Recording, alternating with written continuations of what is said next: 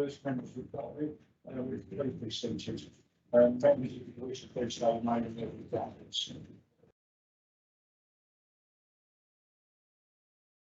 I've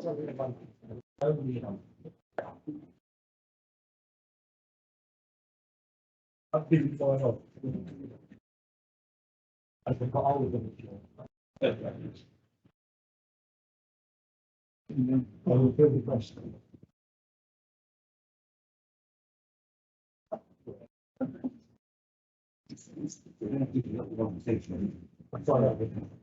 Good evening, members. Well, I'd like to welcome everyone to the full council meeting, including members, officers and members of the public who may be in the gallery or listening in remotely.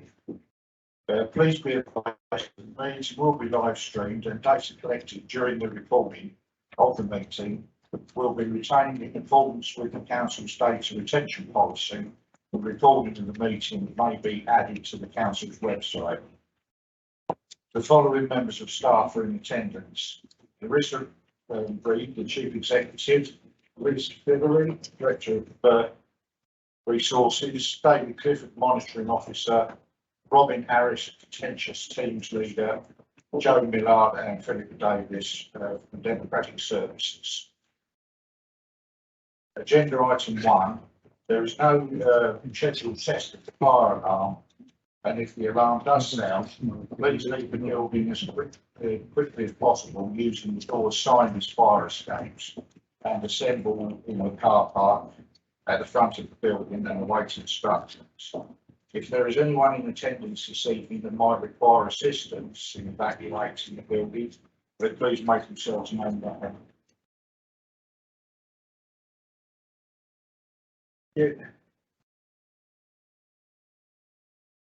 Agenda item 2, apologies for absence. That's the Chief Executive's apologies. Thank you, Mr. Mayor. We have received apologies from councillors Monique Bonney, Lloyd Bowen, Mike Henderson, Alan Horton, Pete Neal, Richard Palmer, Anna Perkin, David Simmons, Mike Whiting, Corey Woodford. Councillor Roger Clark is online but will not be able to vote. Thank you. Agenda item 3. Minutes of the meeting held on the 15th of June 2022, minutes number 87 to 96. Do you agree that they are a correct record and I should sign them as such? Agree. Members. Agenda item 4. Are there any declarations of pecuniary or non-pecuniary interests on the signature agenda? Councillor McDonald. We are declare that there's an item on fairness and feedback.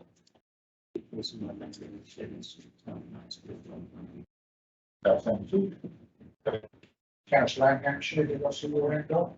Okay, thank you. Right.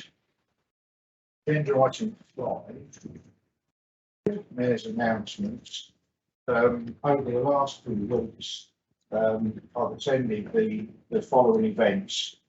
I attended the Criterion Theatre at Bluetown. Councillor Incham was there as well for their open day and to open their new lift. Never opened the lift before, so that was a bit of a common event, but yeah, it's a very nice piece of equipment that allows disabled people to access the whole of the building rather than just the ground floor. I also attended the Royal Societies of St George Platinum Jubilee afternoon tea, the Armed Forces flag raising ceremony at County Hall. On the 29th, I was in the chamber for the youth forum, which was very interesting to me. I'd never attended one of the youth forums before. It was quite gratifying to see the youngsters are so very well engaged and so very well switched on. We had Matthew Scott, the Police and Crime Commissioner, along, The youngsters from the three schools acquitted themselves rather well and put them on the spot with quite a few very poignant and interesting questions. So I'm looking forward to actually the next one of those, to meeting up with the youngsters again and see who else they can put on the spot. I then attended Christchurch School later that day for a performance of Sister Act, the musical performed by the students, which was a very enjoyable evening. And I couldn't believe that the young lady that was on the lead part was, I think it was in year 7, she was only 11 years old. And her performance was absolutely miraculous, I thought. So, good luck to them. I attended also the Abbey School of Faversham for the Commonwealth Baton Relay event. Following on, the Challenger Troop Awards ceremony at Meadowfield School. Again, it amazed me with the youngsters there how well engaged they are with the Challenger Troop. Major Dean and his staff are a credit to the Challenger Troop in helping these young disadvantaged children re-engage with society, if you like. Very well worth a look. I attended the Mayor of Faversham's civic service and on the 9th of July and 17th of July, sorry, and also the MS Swale Garden Party with the former mayor and the mayoress, who presented a cheque, as it was their charity, what's it for? For £436. Overall, the afternoon made only £700, which I thought was absolutely marvellous. So my announcements for the last months.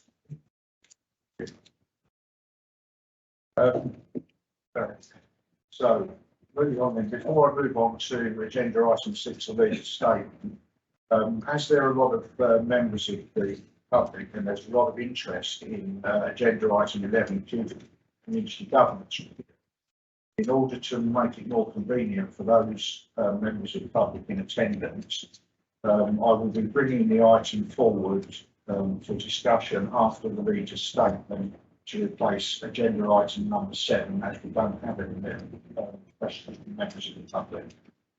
Also, please note that remote members will be able to speak, but they will not be able to vote on any of the items. So we move on now to the leader's statement, agenda item number 6. I will ask the leader to read his statement, and then I will ask the deputy leader of the opposition, Councillor Ingleton, to respond. I will then invite other members to respond to the leader's statement. Members invited to speak will have 3 minutes. This item has an overall time limit of 30 minutes, and to ensure broad fairness, I will invite responses from members of the administration and the opposition groups in roughly equal numbers. This may mean that I deviate from the order in which members have indicated they wish to speak.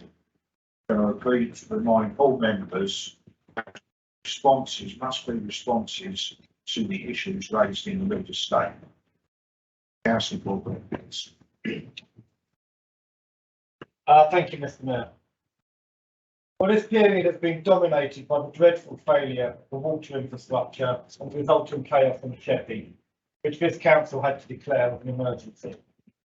I'm sure I'm not alone in having major reservations about the role of Southern Water and their apparent failure to have learned from similar experiences in 2016. As a result of this emergency, members and officers met with Southern Water and expressed our many concerns. We've impressed upon them the need for a second pipeline onto the island. They have agreed this must be done as a priority. We are also seeking compensation from Southern Water for losses that this council has suffered. and will be advertising the process by which others affected can also seek compensation. We will be discussing this later in the evening, but at this stage, I just want to put on record my immense gratitude to our staff who responded magnificently to the situation, and to staff from Maidstone Borough Council who also stepped in to help us, and to all the volunteers and volunteer groups who helped relieve the situation. Sadly, this wasn't the only emergency that our staff have had to deal with this month, and my thanks again go to our staff, members and volunteers who helped out with water issues in Dunkirk and the surrounding villages, the dreadful fire at Barton's Point. In all instances, our staff's response was immediate and exemplary. We should all pay tribute to us. Our staff have also been working hard on our bids, and our Levelling Up Fund bid for £20 million will be submitted shortly. Our bid, which is known as the Sheerness Revival, consists of 3 complementary regeneration projects: beach fields with upgraded and expanded health, wellbeing, community, leisure and visitor facilities, being supported by the public ground improvements, in particular from the train station to the site. The Sheppey College extension, delivering new creative and digital and junior college teaching facilities, alongside additional adult and community learning. And of course, the Master's House workspace, a conversion and environmental upgrade of the main house, being supported by Levelling Up funding investment in the studios to the rear, supporting small and medium employers and job creation. It's worth pointing out that due to the high Levelling Up potential of the bid, Brian has been awarded a priority 1 status, which is the highest rank possible. We hope to hear in the autumn that our bid has been successful. Also, we will be shortly submitting our investment plan, which will allow us to draw down £1.17 million of UK shared prosperity funding. 2 cross-party member working groups have been held to agree priorities and suggest projects, following recommendations made by the Regeneration and Property Committee on the 7th of July. Government is expected to sign off the investment plan this autumn. This summer, as you might have noticed recently, as we enter the summer season, it is important that the tourism and business sector are able to start recovering from the lean years of COVID, and hopefully we will all play our part in supporting local businesses and community events across the borough. In light of this, I am delighted to be able to announce that we have been awarded green flags for both Orr and Milton Creek Country Parks. Also, Sheerness Clock Tower has undergone significant repairs to the dial and mechanism, and the paintwork has been restored to its original colour scheme. Lanterns were specially made to replace those originally hanging from the clock tower, and new uplighters offer our council the ability to illuminate the tower in different colours, mark special events and occasions. Wales is always full of new wonders, but we only take the time to investigate our rich heritage. And whilst we may all know that the film portrayal of Jack Sparrow, based on Dartford lad Keith Richards, it was only recently that I discovered it was also based on the exploits of a Parisian pilot called John Jack Ward, who was born in Faversham in 1553. You can read about him online, but this really is an impressive piece of local history. And as we won't be meeting in full council again until October, I hope we can all spend a moment or two on International Talk Like a Pirate Day, which is Tuesday the 19th of September, to celebrate this local story. Finally, I was delighted to have attended the MJ Award to see one of them. Finally, I was delighted to have attended the MJ Award this year to see one of our staff nominated for the Rising Star of the Year Award. This national award awarded to the council officer who the judging panel believe holds all the qualities and skills of an outstanding council officer and who has made a significant impact in their field of work.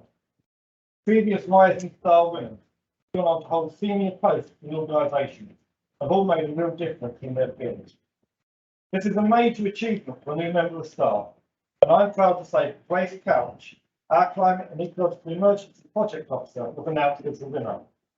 I think that really does deserve a round of applause.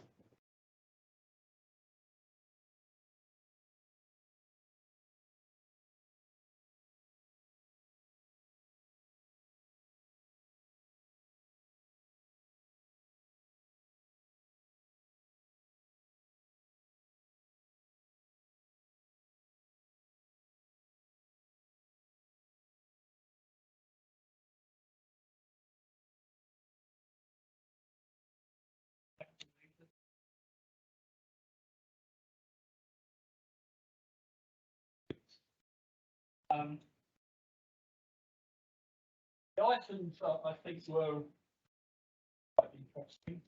The one, and I think to everybody, was the question, and there are many answers.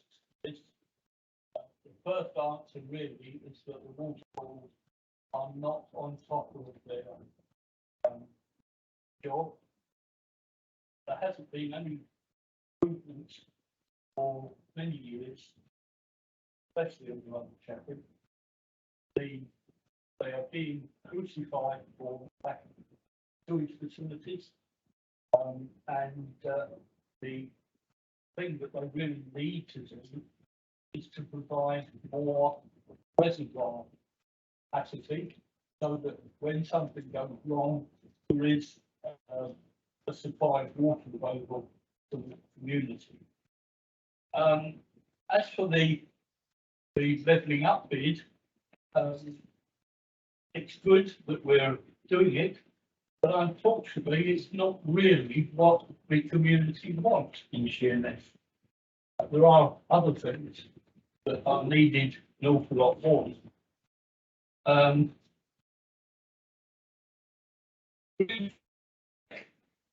Very good, but we have got other parks and open spaces that could be maintained to a better standard, possibly gain the green flag. We've heard about the fire at Barton's Point. That could have been avoided with better maintenance of the ground and better control of the facility. As for the clock tower, I think everybody is quite happy with the clock tower. It's an improvement now. It's got its lanterns back on.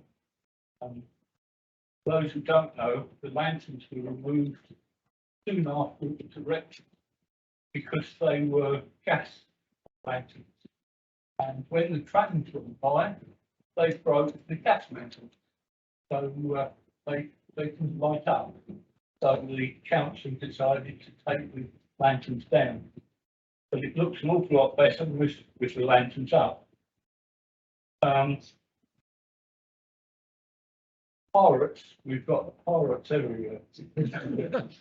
not overly effective. And I've also add my congratulations to our staff member who won the award. Very, very good that staff members recognised. Thank you. Thank you, Councillor Ingleton. I'd now like to open up the floor to other members to respond. Councillor Tremlove. Thank you, Mr. Mayor. Thank you to the leader for his very comprehensive review of where we are on recent events.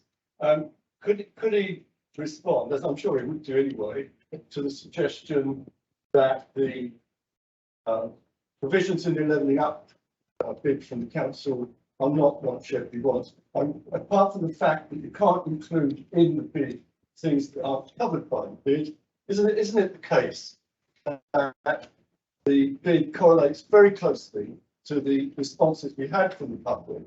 And in fact, those responses were considerably greater than is the normal case. In other words, isn't it the case that this council has worked as hard as it possibly can to put together a levelling up bid that does reflect the views of people on the Isle of Shepley and also the needs of the Isle of Shepley? And further to that, would you share my concern that we worked on this bid on the strength of government suggestions that they will be taking the applications as of March, and it's now August? Would you agree that it's a common practice that when we're asking for government support, we wait and wait and wait? When they want our responses, we're generally given about a fortnight in order to do that. And would he also share my concern that this continuing delay and the uncertainty of fiscal policy when the Conservative Party finally choose a new leader but there might actually be some slippage in the levelling up. And if that happens, wouldn't that be a tremendous failure from government in terms of meeting the needs of somewhere like Swale and in particular gyms and membership? Thank you, Mr. Mayor. Thank you, councillor Truelove. I have councillor Valentine next, please. Thank you, Mr. Mayor. I just want to speak up on three of the points that the leader raised. So with the lack of water supply at Dunkirk, I would like to add my thanks to the environment we went out. Although the water was off in Dunkirk, the water bottle station was located in Nell. And so this council was involved in moving the water to a more convenient location for the residents. South East water at this point seemed to be completely absent on the ground. So they were saying the water supply was on, and this council, acting on their information, was ready to wind down the emergency response. But residents were saying their water wasn't on. Essentially, what was missing was a lack of somebody on the ground to go out and check, knock on a few doors, and see if the water was actually there. I understand Dunkirk being top of the hill, which I like reading in radiators. There's an airlock at the highest point of the system. I had the pleasure of visiting Milton Creek Country Park this week on the occasion of it being awarded the Green Flag, and I'd really like to congratulate our member of staff, Chris Staples. It's very much involved with it. It's enormous enthusiasm, and I think what was so impressive about it was the role of the volunteers and the community engagement in events played national part in this being plan. And I'm sure there are other parts within time. Award as well. Mark's point is one that immediately springs to mind. I think another thing that's very clear and quite is that should be made is that this green flag was awarded on the first occasion when they applied for it. Chris, I think, had a very good grasp of what is required for a country park in order to get the green flag. So there's a great deal of experience and knowledge there for us. And I'd just like to conclude on commenting on Grace Cooch's award of the Rising Star Award of the MPA Awards. And I would like to point out that it very much reflects the priorities of this council. I think this council set the priority for climate change to be a key priority for this council. And I think it takes nothing away from Grace to point out that it's the credit to the whole team there, the environment she was in was able to allow her to flourish and show her great contribution that she could make. So I would like to add some congratulations to the TARS responsible for the work on the climate change programs. Thank you. Thank you, councillor Valentine. I have councillor Bear next, please. Thank you, Chairman. Mine is very quick. I would just like to ask if there is an investigation underway over what happened at Marks Point in the fire. I understand Kent Fire and Rescue will undertake or are undertaking their own investigation, but as it's council unblanked, I think this council should investigate what happened.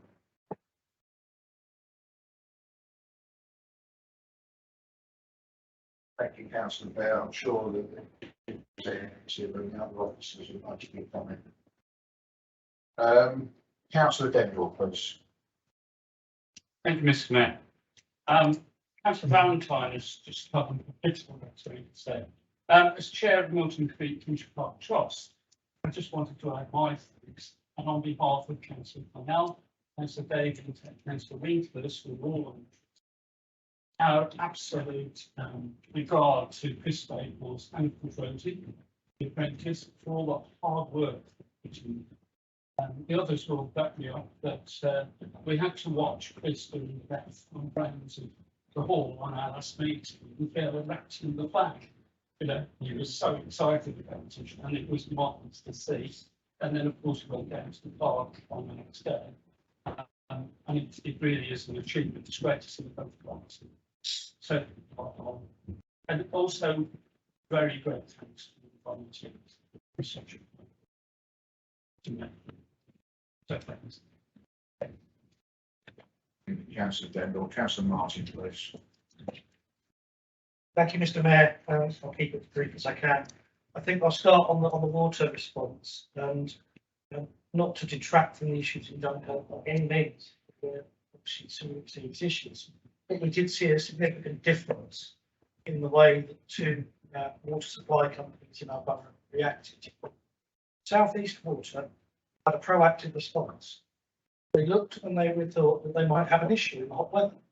They were distributing bottled water to vulnerable users across the Faversham and village area in Slough East and into Chollop and the areas outside of the borough. They were doing that days before there was a problem. Southern Water turned off the water supply to England, couldn't get it back on, and hadn't thought to have water available. You've got to ask the question, where's the planning there? So there is a significant difference between the two companies that serve them. And I think we do have to make sure later on that we find ways to hold to account. With regard to the UK Shared Prosperity Fund, it would be very remiss of me not to point out that the amount on offer for the 3-year period for the whole of Slough is actually less than what was given by the EU regional funds to the 2 secondary schools in Faversham over a 2-year period prior to the leaving of the European Union. And make of that what you will. I know the leader will disagree with me. Beyond that, I do welcome the aspects of the summer season, and I do look forward to many visitors coming back to our borough. I hope that many will enjoy the return of Faversham Hop Festival this year in September to get your reusable plastic cups ready, chaps and chapesses. With regard to piracy, yes, unfortunately Faversham does have a very significant relationship with piracy. I think some of the charities still have funds that were used for privateering, I believe, was the way they came through, but it does help fund the almshouses. And as for the MJ Awards, the Rising Star Award, I could not agree more in terms of Grace very much deserving it. I think we've heard today, both in terms of Grace winning this award and in terms of the awards that have been won by All Gunpound Work at Country Park and by Milk Creek Country Park, the passion of the officers and the members to achieve for this borough, and it's a welcome factor, and long may it continue. Thank you, Councillor Martin. Are there any other members that wish to respond to the leader's statement before I call the leader back into his? Councillor Gibson. Brain fade. It's been a long day, Councillor. Thank you, Mr. Mayor. I just wanted to reflect a little on the water shortage and outages that we have, and in for criticism that was put across that this council was slow, in fact, to respond. Information was very poor and scant, and I'd kind of just take you back not too far distant when the leadership of this council was reporting that there may well be an outage at that point in time in the very near future, and they faced heavy criticism for doing that. So would the leader agree with me? It appears to be you're damned if you do and you're damned if you don't. Thank you. Thank you, Councillor Gibson. I'd like to call Councillor Baldock to respond. Thank you, Mr. Mayor. First, I'd like to offer my congratulations to Councillor Ingleton on his elevation to deputy leader of this group. Well, I'll try and get some sort of theme to how I respond to this. What the Levelling Up Fund community wants in Sheffield. Of course, we are limited to the parameters of the bid process. We need to make bids we feel will be successful and realistic, rather than pandering to what we think will be popular to say. And I think that's what we've done. Our officers have done an excellent job in that, and the fact that it has got such a high ranking going into the process is a testament to them. I would echo Councillor Truelove's comments about that, and I'd also like to thank everybody who's thanked our staff and highlighted what they've been doing in response to the various emergencies. On our green flags, yes, Barton's Point, but we would love to get a green flag there. And it's good to see that this administration is actually pushing ahead with improving our parks so that we can get green flags. And I'm sure Barton's Point will be on the list soon. And I can assure you that we are indeed investigating what happened there. It would be remiss of me to say too much about the investigation at this point, but I can assure all councillors there is a full investigation going on. I would agree with Councillor Gibson, what he said. Another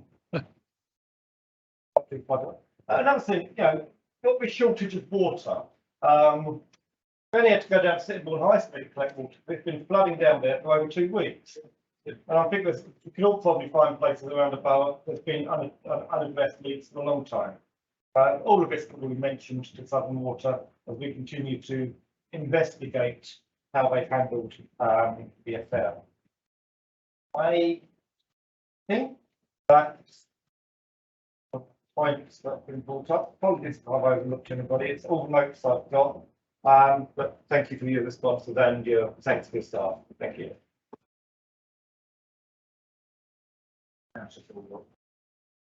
Thank you, Councillor Bullock. Right, now we move on now to what would have been agenda item 11, community governance review, the initial consultation stage recommendations. The next item on the agenda is the community governance review.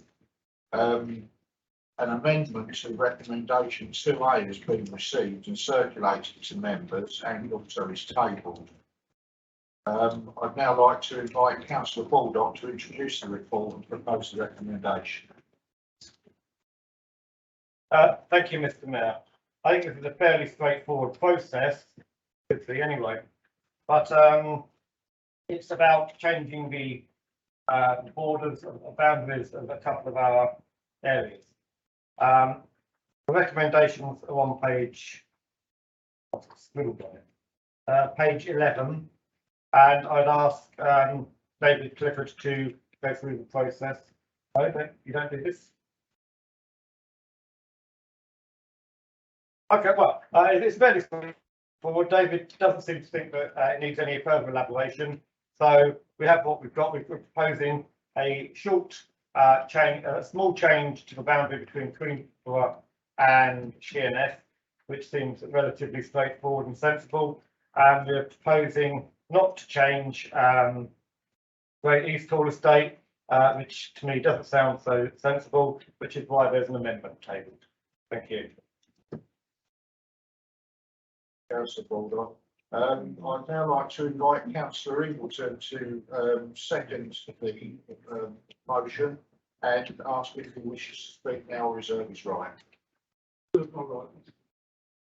Thank you, Councillor Ingleton. I'd now then like to invite Councillor James Hall to propose the amendments. Thank you, Mr. Mayor. First of all,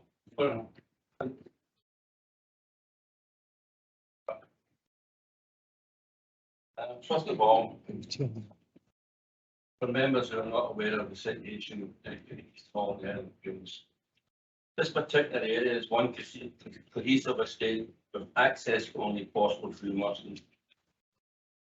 3 years ago, I was approached by residents from both Heronfield, complaining that they had to travel all the way to Bastown to cast their vote for the election. I took this information back to Silborough Council and spoke to Keith Alabaster about this. And with all due respect, he'd done his job, and soon afterwards, residents were allowed to vote at the community hall. So the whole estate is voting in the same place now. So that started the conversation about the estate being in as a whole. And residents at that particular time were saying to me, James, you don't want to pay Paddy's tax, council tax, etc. We would like the whole estate to be as one. So that's why it was all instigated. So my proposal would be to continue to a second stage consultation with respect to the Murston Ward boundary, setting out different boundary options for residents. This should include any cost changes, including parish receipts or different opinions. This will ensure that residents have all the information to enable them to make an informed decision. Thank you. Thank you, councillor Hall. I'd now like to invite councillor Baldock to second him. Thank you, Mr. Mayor. I think this is fairly straightforward. The area under discussion is quite clearly part of the same integral unit of the Great Eastern Estate. You can't get into it by car without driving through Merston. What we're asking for, what seems really quite fair, is that a second stage consultation be carried out so that people are asked fully whether or not they agree with proposed changes. That's people may shout no. All we're asking for is that people be asked.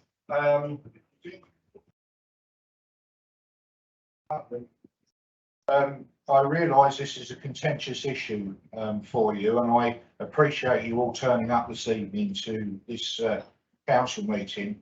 But you might not like some of the things you may hear, but please could you allow us as members to hear those comments and make an informed decision. Thank you. And it's about an informed decision. All we're asking is that we go out and ask people what they want. Yes, there's been an initial consultation. Now we're asking for it to be confirmed by a full consultation. If indeed people don't want it, that will be clear from the second consultation. If people do want it, then that will be clear from the second consultation. All we're asking is that we get complete clarity over this. Therefore, I would totally support this amendment. Thank you, councillor Baldock.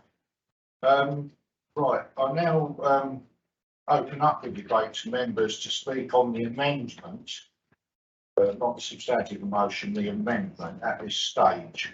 So first I have councillor Dendor. Thank you, Mr. Mayor. First, a question. Maybe if you could confirm, the report says that there was only 26.53% response. But out of 637 questionnaires going out, it's only actually about 320 houses. So I wonder where the 637 comes from. Presumably, it's a couple going out to each house to individuals. It is usual then that one of the occupants of the house might respond to my work. So my suggestion is the response is actually much higher than is indicated there. Technically, it's 26.53%. But if you take 169 over 220 houses, it's actually 52%. So the response was far higher than you are first placed on. Point two, 91.1% voted for this. And are you saying they didn't know about the piece? I just don't believe that. These are intelligent people who would have looked this up and known what they were voting. So you've already got the answer. Why did you have to go to a second consultation? The answer is already there. 144 want it to stay as it is. Only 15 have voted to go against the climate ban. The original recommendation by the officer was no further action. We now seem to have gone against the officer's recommendation by saying we should have some consultation. I quite frankly think it's a waste of time. It's money and time spent for something we already know. So I am most certainly against them.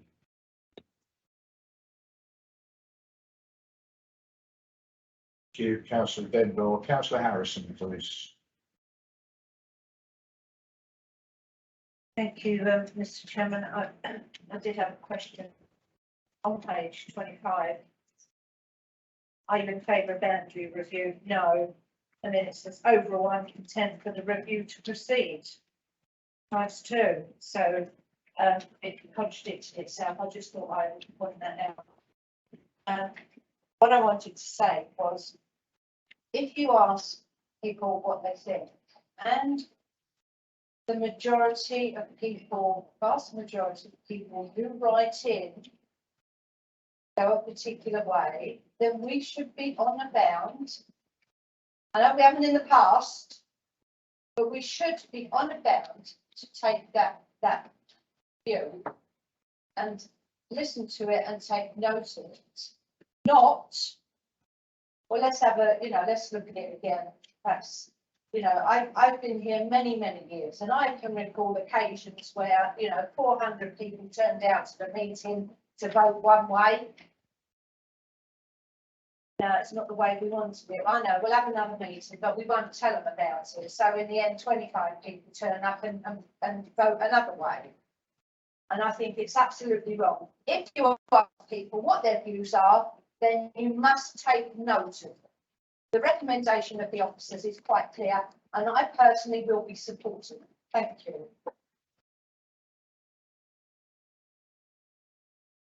Councillor Harrison, Councillor Nicholas Hampshire, please. Thank you, Mr. Mayor. Very much echo what's been said by Councillor Stenville and Councillor Hudson this evening. I think it's very clear, having read 4.1, that 91% of respondents don't want the boundary change to go ahead. And therefore, I think it is a complete culture of wasting resources when there are many pressing issues. And to run a consultation, as we get the answer that some people on this council want to see. Well, we've had a referendum a few years back.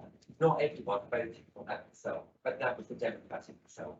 The democratic result of this consultation is the majority of people that responded voted not to have a change. Now, we either honour democracy in this council or we do not. I think it is wholly unjust to keep running a process until you get the answer that you want, because it is a complete and utter waste of council resources, and there is a cost of living crisis out there in our communities, and we should be focusing all our attention and resources on dealing with the priorities of the people as well.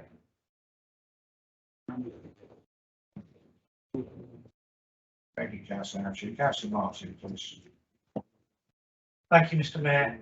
It will come as no surprise. 91% is a very large margin, and I cannot support an amendment that disregards the views of 91% of the population. I think it's a fantastic result for parish councils that 91% of people that responded want to keep their parish council.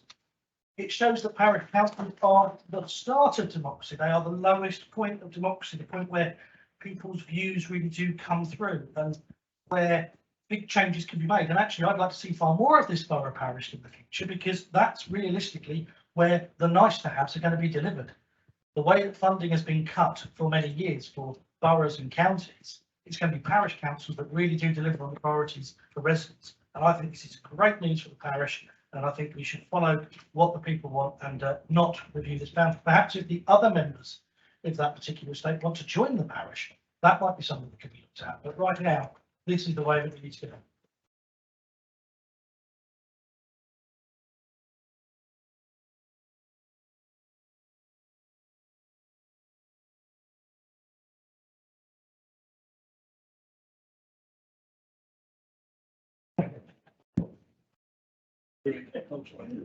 Thank you, Councillor Martin.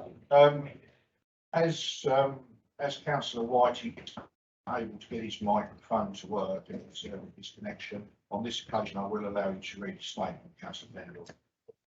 Thank you, Mr. Mayor. Mr. Mayor, this is obviously Councillor Whiting's words. Mr. Mayor, I oppose this amendment and urge colleagues across the chamber to vote against. As we have heard, the proposal to move Heron Fields into Merston Ward was made and consulted on. Residents of Heron Fields rejected it. People spoke, and they spoke in their droves. 10 to 1 instantly changed. To suggest that residents did not have sufficient information to make a valid choice is ridiculous. The public are not stupid, they are well informed and trouble to be informed. This amendment incites each and every one of those who responded to the consultation and is an insult to democracy. Yes, there are a handful of homes that fall randomly on the Merston side parish boundary, and a separate CRG focus on those small anomalies may be warranted in the future. But to rerun via a stage 2 consultation what has been a thoroughly decisive vote would be undemocratic at best. Mr. Alabaster has called right, there is no logic to continue this review. This amendment has caused real upset to residents and parish councillors, and I'm pleased to say so many have made the journey here this evening or logged on remotely to the debate. A real demonstration of the feelings of disappointment, anger and bewilderment that this amendment has caused. Residents have in large numbers taken up the offer to be involved in the democratic process. They embraced it and they felt they were making a difference. The process actually pulled the community together. Now it feels enormously let down. Mr. Mayor, listen to the chamber and put that right this evening by voting against this amendment. If the council ignores the consultation and the officers advise he votes to go to stage 2, then what message does that send residents across the world? It says we don't care what you think, we know best. How disconnected, Mr. Mayor, how arrogant, how wrong. Thank you, councillor Dendor on councillor Whiting's behalf. Is there any other members that wish to speak to the amendment? Right, then I would like to ask councillor Baldock to sum up. Thank you, Mr. Mayor. I do welcome the comments about democracy. I welcome the comments saying we should do what the residents want. So look at 3.7 in the report, where we asked the residents of Lucas Place, how many are in favour of going to a second consultation there? 20%.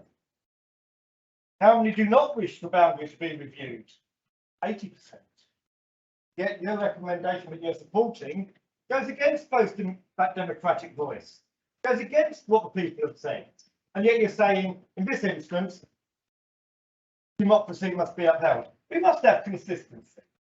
It's quite clear from this, from the what? Oh, what's the point? Point of order. Mr. Mayor, my understanding was the debate that we just had in this council was on the amendment, specifically focused on Marston. Indeed, you are The correct, leader councillor. is referring to the substantive element which we've not yet discussed. Councillor Baldock, if you could keep your comments to the amendment, please. So this is directly related to the comments that were made as part of that amendment discussion. And that's what I'm doing, I'm summing it up. And as I've quite clearly indicated, if you're going to have consistency, the arguments against this amendment are exactly the same arguments, which means you should vote against the other aspect as well. So I think we need Mr. Mayor, consistency. point of order, we are not at the stage where the leader of this council can confirm how this council is going to vote on the substantive amendment. We haven't reached that stage yet.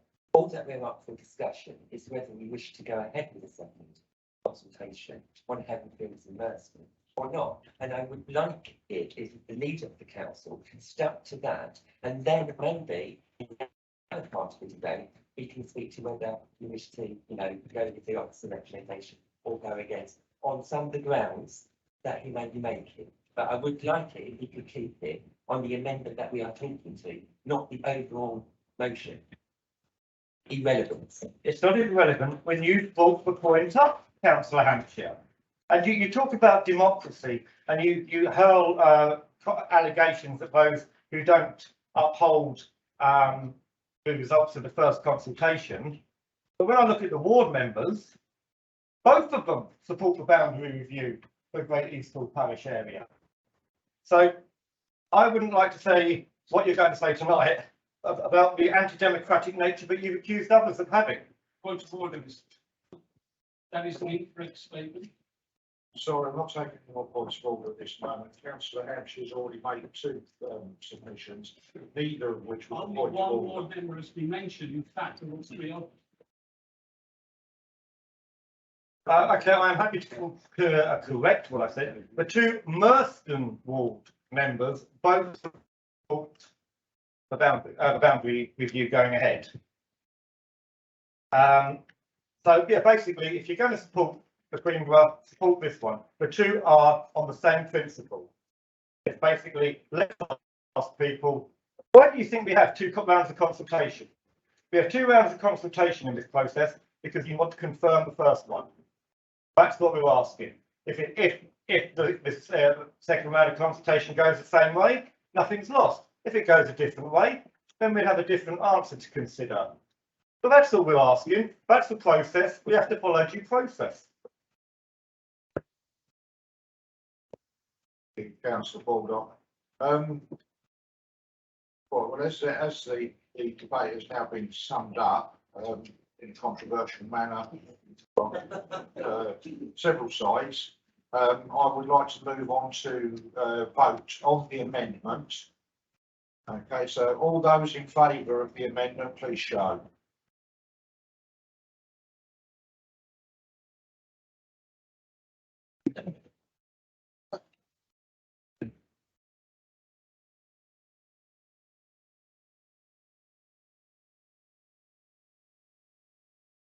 Those against?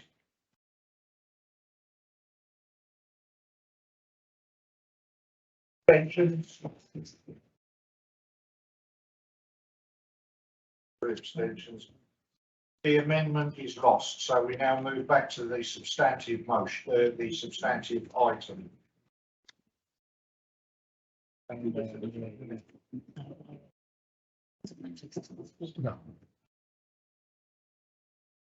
Does anyone now wish to speak to the substantive?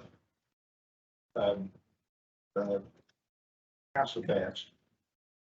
Are we taking them one by one or are we taking them on block? I'll talk to the people.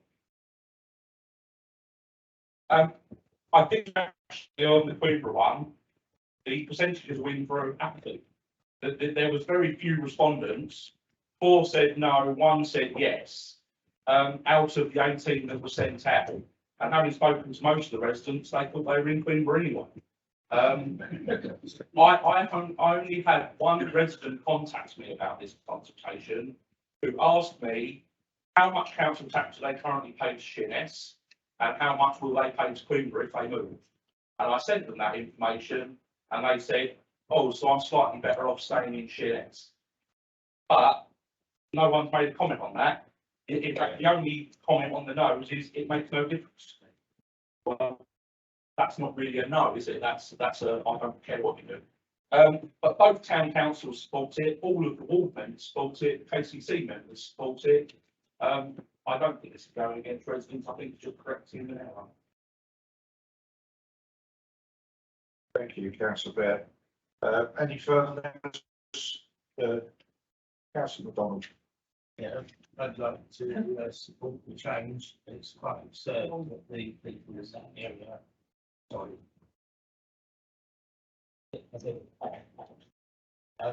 Yeah, I think it's quite absurd. And I'd like to see that the proposed change of boundary actually takes it right up to the Breeder Way, because otherwise, if anything else gets developed in that triangle, it'll all come back again and cost extra money. So that's very sensible. Thank you, Councillor MacDonald. Any further members wish to make comment on the main proposal? Councillor Baldock, if you would like to sum up, please. I think there's been a healthy debate with some interesting objections and interjections. I think it's quite clear that we do need to make the change to the area that's being proposed. So I hope everybody supports that the recommendation. Thank you, Councillor Baldock. Right, I've now moved to the vote on the main body of the text, the recommendations. All those in favour of the recommendations, please show.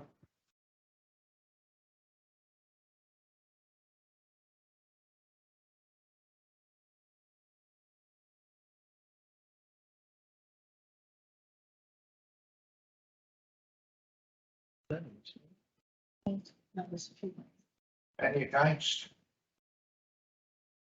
Abstention?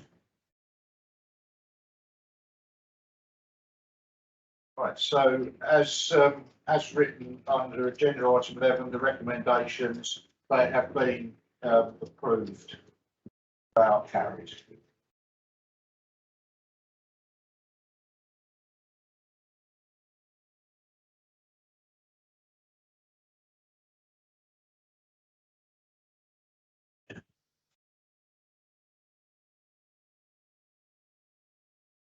So we now move on to, we don't have an agenda item 7, as there's been no questions submitted by the public. So we move on to agenda item number 8, questions submitted by members. There's been 4 questions received from members. The questions and responses will be circulated to members by email tomorrow. So if we can just wait for a couple of seconds while the public gallery clears. Thank you for your attendance, ladies and gentlemen.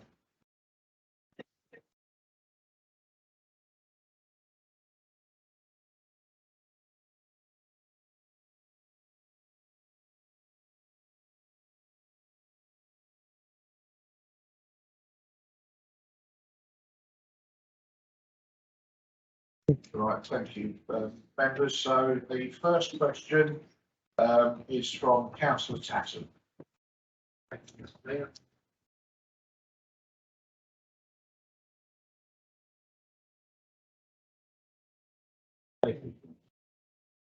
It's quite simply, if you've read your SBC exit, right, some unknown reason, without anyone being voted on, council bodies come out and say that we're going to commit ourselves to a basically basic goal circuit on this brand new one in place now, but that's not being considered.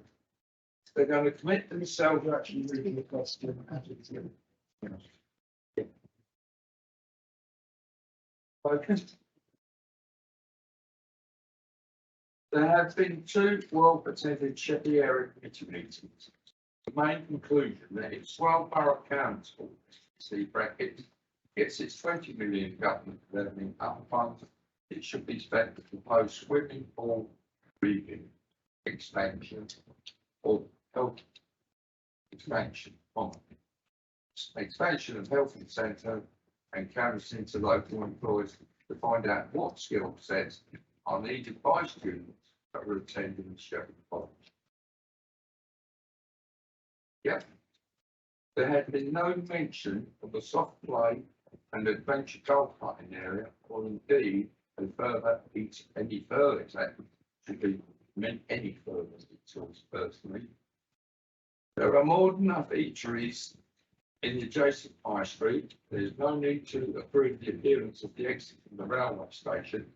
Got a brand new war memorial as such, quite pleasant, although it's sparse garden area. It would be good for tourism. I disagree. Tourism doesn't come in to Sheerness railway station. What's called day trip, if you will, but not tourism. Yeah, sorry. Research been carried out. Very few tourists arrive by train. These trains normally comprise of 2 carriages, so it may be in the interest of day trippers and not tourists. Adventure golf playing is dependent on weather conditions. Once Sheerness residents have had a go, and do the remote conservation benefit. As to antisocial behaviour attacks, maintenance costs, golf clubs, ball times. They're not seeing how golf putting offer the same benefits as swimming. In a press release stated the Senator June, the chairman of the Regeneration and Property Committee, stated that the swimming pool preferred suggestion not feasible and would be possible and not be possible in the timescale the government has set. Why can't 60 million be found as it was for Sydney Bourne Town Centre regeneration?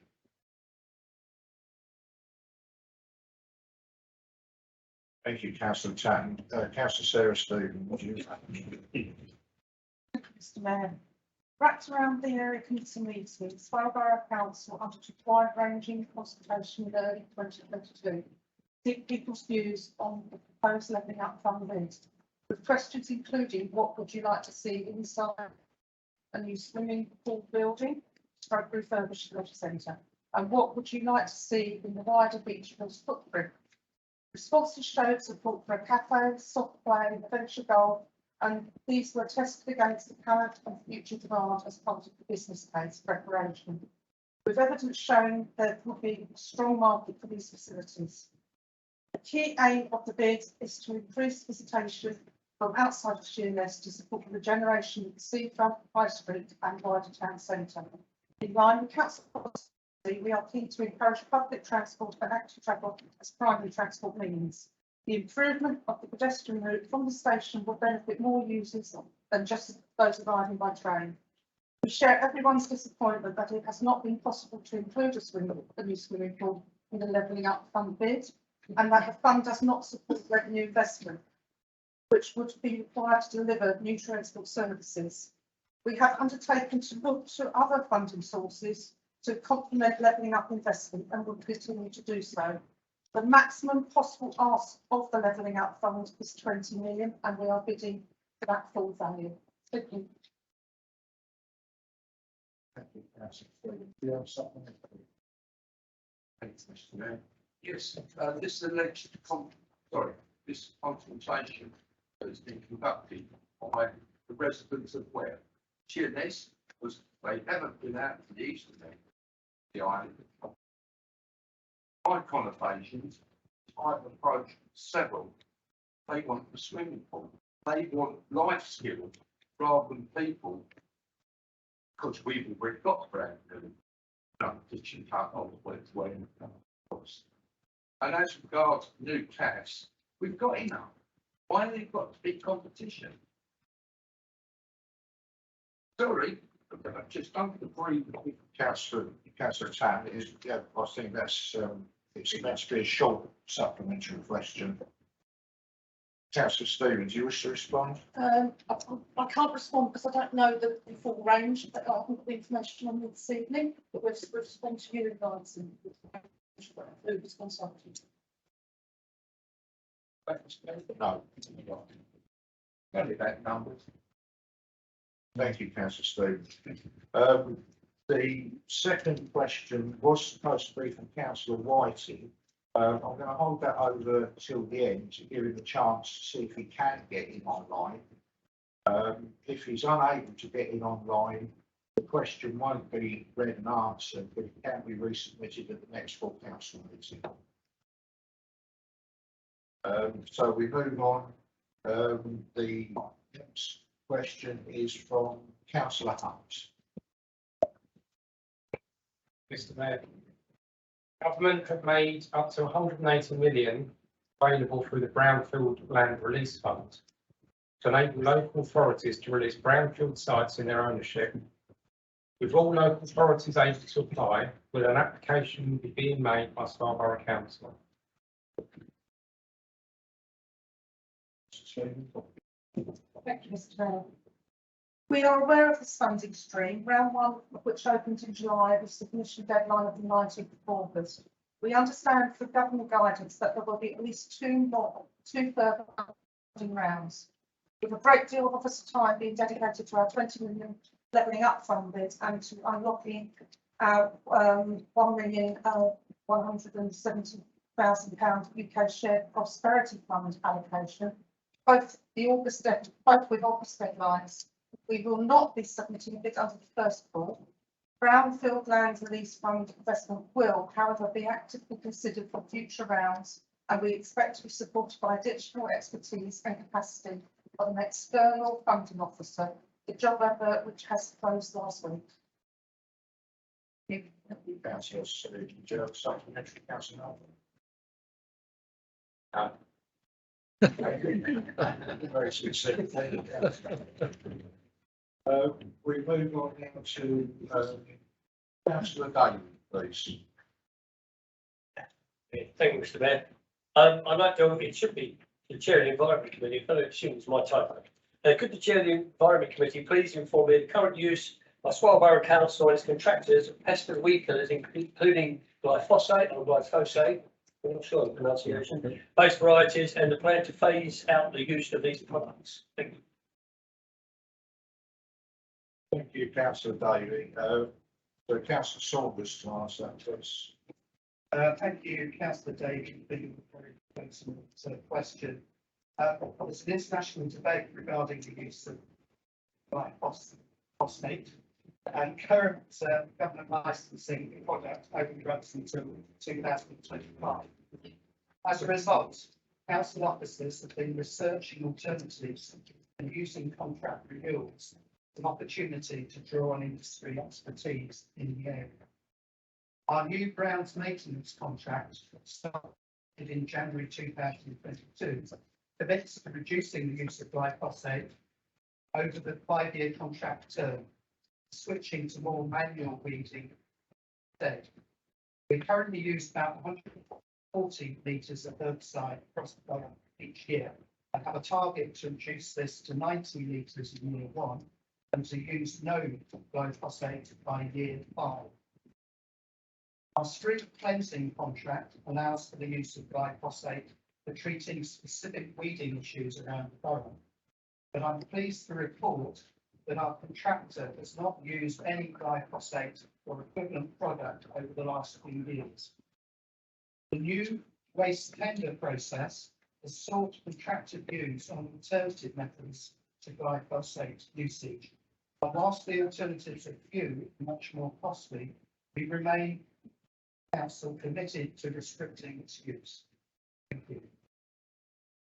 Thank you, councillor Saunders. Councillor Davey, do you have a supplementary?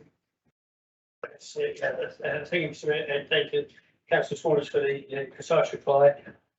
It's good to hear that we are reducing along with many other councils. And my question would be, could we ask that Commons put this out into the public realm? Thank you. Thank you, councillor Davey. Just wish to respond, councillor Saunders? I will, yes, I will. I'll obviously refer that back to the relevant officers, particularly I think in relation to that within tendering that particular place contract. So I think it's appropriate that we take carefully about how we publicise this information. Thank you, councillor Saunders. I've just received a message. Councillor Whiting is unable, I believe, to get online at the moment, so we'll reach his question for the next full council meeting. So that concludes members' questions. So we move on to agenda item number 9, motion concerning the loss of water supply on the Isle of Sheppey has been received as set out on the agenda. 2 amendments have been received and the Chief Executive has provided a short note of information as circulated to members. There is maximum 30 minutes time duration for this debate. I'd like to call on the Chief Executive for a statement. Thank you, Mr. Mayor. It's entirely acceptable to ask the working group to consider the request at point 2 of this motion. However, any decision by the working group would need to be fully evidenced. At this stage, members should be aware that the costs of such a study could be prohibitive and the impact the study would have on the overall infrastructure delivery plan and hence the local plan review is unclear. In the event that the motion is carried, officers will undertake the work necessary for the working group to take a properly evidenced decision. Thank you so much. Thank you. Right. So I'd now like to ask Councillor Cameron Bear to propose the motion. You have 5 minutes. Thank you, Mr. Mayor. As set out in the opening of this motion, it is shameful that for the 3rd time in recent years, we find ourselves discussing in this chamber a total loss of water supply to the Isle of Sheppey. It is shameful that previous issues were not rectified and adequate lessons learned. And it is shameful that some organisations have to step in and take matters into their own hands where help was not forthcoming several days in. This motion was submitted with some welcome assistance for the wording of the monitoring officer. to highlight the utter misery that Southern Water caused earlier this month to residents on Sheppey, and to seek some practical solutions that may be within our potential powers that could help improve our residents' lives in the future. It is, however, also shameful that some members, notably not from Sheppey, have sought to amend this motion as a platform for a national parts and political point scoring exercise. And following consultation with my seconder, I feel we have absolutely no choice but to withdraw this motion.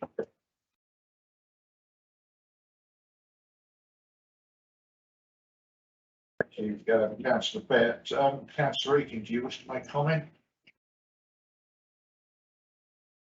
No, other than I agree with councillor Bett. Point of order, Mr. Mayor. A motion has been tabled. It therefore belongs to this council and should not be withdrawn without the consent of this council. So I think we should be allowed to vote on whether or not it can be withdrawn, and if not, continue with it under the new proposal and seconder. Thank you, councillor Baldock. I've received advice because councillor Bett didn't actually formally propose the motion. He has the right to withdraw that motion before the proposal is actually formally made. So therefore, the motion is withdrawn.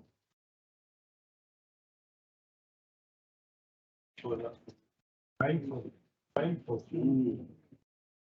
Want to debate it? Debate the impact on residents. Councillor Baldock, please. Oh, that came out loud when I thought. It did indeed. That is being broadcast to members of the public as well.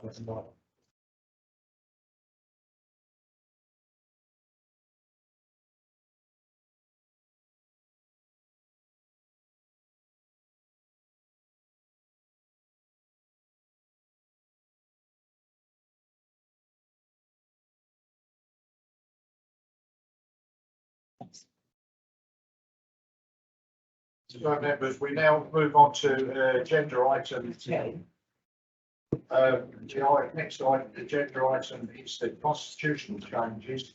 I'd invite the leader of the council, Councillor Baldock, to introduce the following post recommendation. I was expecting to be up quite so quickly. I don't know, actually. For it? I think it's relatively straightforward. It's been through the Constitution Working Group.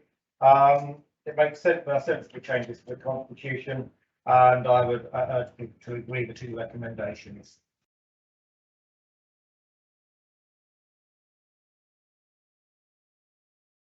Thank you, Councillor Baldock. I'd like to invite Councillor Ingleton to second and ask whether he wishes to speak now reserved. Well, second and reserve. Thank you, Councillor Ingleton. I now open up the debate for members to speak on the recommendation. Councillor Nicholas Hampshire first, please. Thank you, Mr. Mayor. I understand why people would want to have amendments to a motion, be presented to them in advance of the meeting. It doesn't allow the background to be presented to something the operational, which needs a better decision making. However, I have some comments on the final sentence. Sorry, so Councillor Hampshire, could you speak up, please? Someone was having Sorry, there we go, big mic. I do have some concern in the final sentence of paragraph 3.1, whereby committee chairs may waiver that rule of, having their formal notification for 10 AM for an amendment, if they feel that the amendment at the meeting is to be passed. Now, I don't want to be cynical, but if an amendment were to come from a member of their own staff, that might, be accepted and be discussed. But if it were to come from someone from another side, which was not their same political affiliation, the chairman may use bias unintentionally to make sure that that amendment doesn't come forward. I don't you, Councillor Hampshire, I will use no bias when motions come forward for this council. Unfortunately, Mr. Mayor, I'm not criticising you, but it doesn't just apply to this meeting, it applies to any meeting of committees. I don't think that is clear and it's open to subjection, because realistically, you don't know whether an amendment is going to pass or not until you've had a discussion. Otherwise, it's down to one person to determine how they feel about they go, and then there will be unconscious bias. So I actually think, realistically, there is no need to have this thing of amendments coming forward at 10 AM. The process that we've had where amendments come from the floor, we need to work perfectly well for this to come forward. That has led to some very good decisions being made. And I don't know why the leader is so scared that he wants to control so much of what the committees are doing by putting forward this recommendation.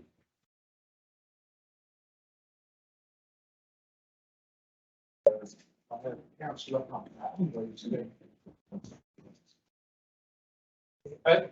I just want to raise the second point with calling in.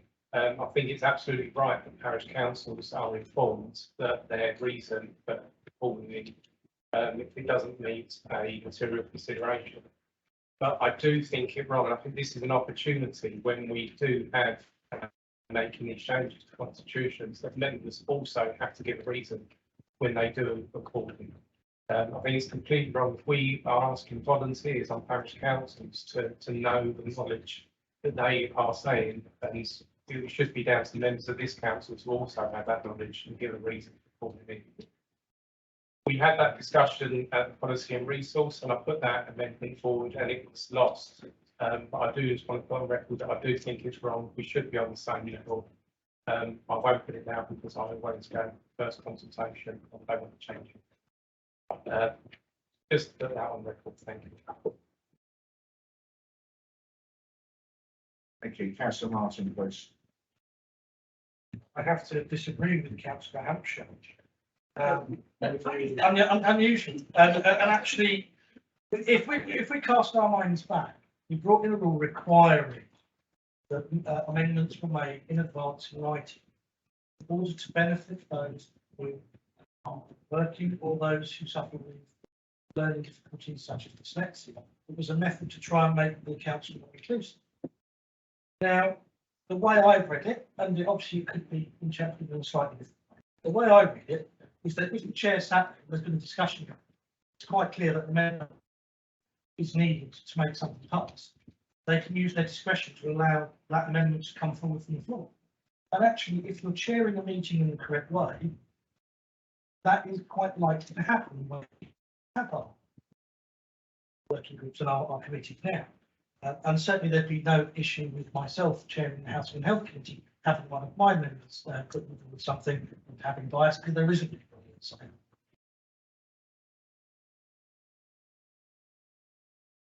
Thank you. Councillor Harrison, please. Thank you, Mr. Mayor. I agree with Councillor Martin on the amendments. Apologies, Councillor Hunt, but we agree with you. Indeed. Indeed. I'm sitting here thinking, I've been victimised here because the last 5 years, to my knowledge, that I can recall, if I said I'd like that called in, I've been told by the planning department, well, let us have your reasons and make sure that they are, you know, proper ones. So I seem to have been the only one that's been treated like this. Yeah, victimised. And but that is the way that it should be. You call it in, you've got to give proper reason, not just I don't want it, or I'm getting a load of flack from the neighbours. There should be a proper planning grounds for you to put that in. At least the last 5 years, that's how I've been told I've got to do it. So something that everyone else needs to be brought up to scratch. Thank you. Councillor Valentine. Yeah, I disagree with Councillor Hampshire. Perhaps I could this way, why I disagree by way of an example. I would like to propose an amendment to the recommendation, which I think you would agree comes into the de minimis category, in that number 2 on the recommendation should read the constitutional change set out in paragraph 311 and 312.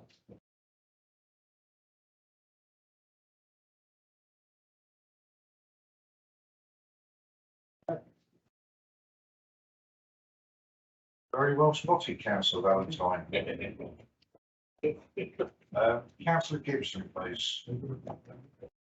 I will accept that then. We need a second. Do I have a second?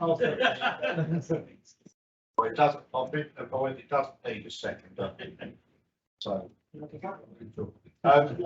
sorry, councillor Gibson, please.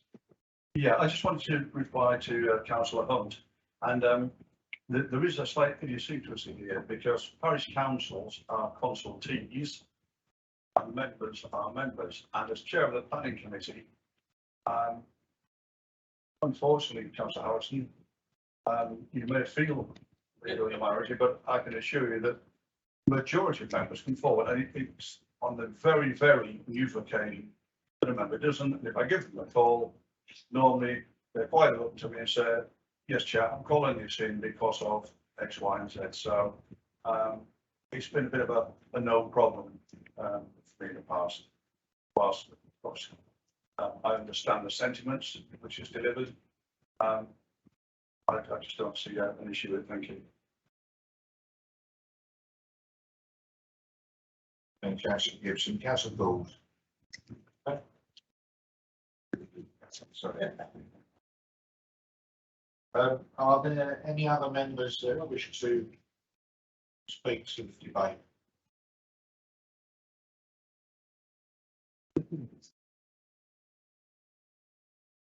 Councillor Middleton.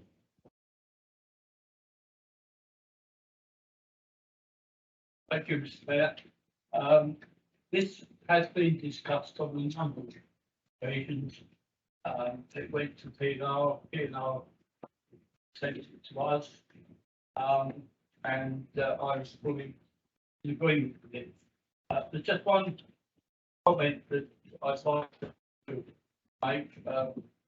Member just mentioned the fact that members may not be in the same category as parish councillors. But in actual fact, members who aren't part of the planning committee are in exactly the same position as the parish councillors are, in so much as they can call in, they need to provide material considerations for that reason. They don't have a decision making power. They're purely consultations.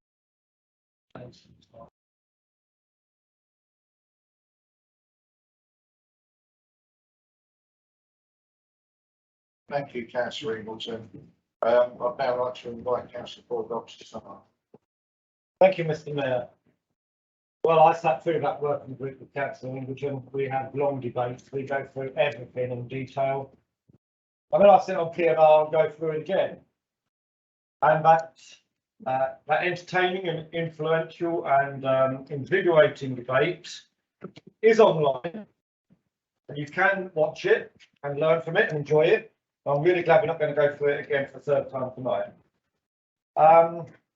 These changes have been well thought through, discussed. It certainly isn't, as one person tried to suggest, the leader trying to change anything. The leader quite often gets overruled in the working group, let alone PNR. But it is insulting, isn't it? Insulting little remarks like that, made every now and then, sniping away, dib. I thought I'd hope that we would have learned to grow up a bit, start working together, rather than making those sort of churlish remarks. Anyway, so I support this recommendation.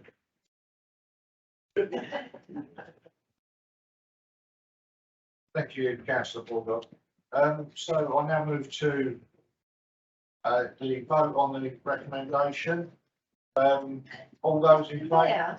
Yeah, I might have missed something here. Did council not propose an amendment? No. He should have done. Just the note, just the first note. Put it online. Right, so all those in favour, please show.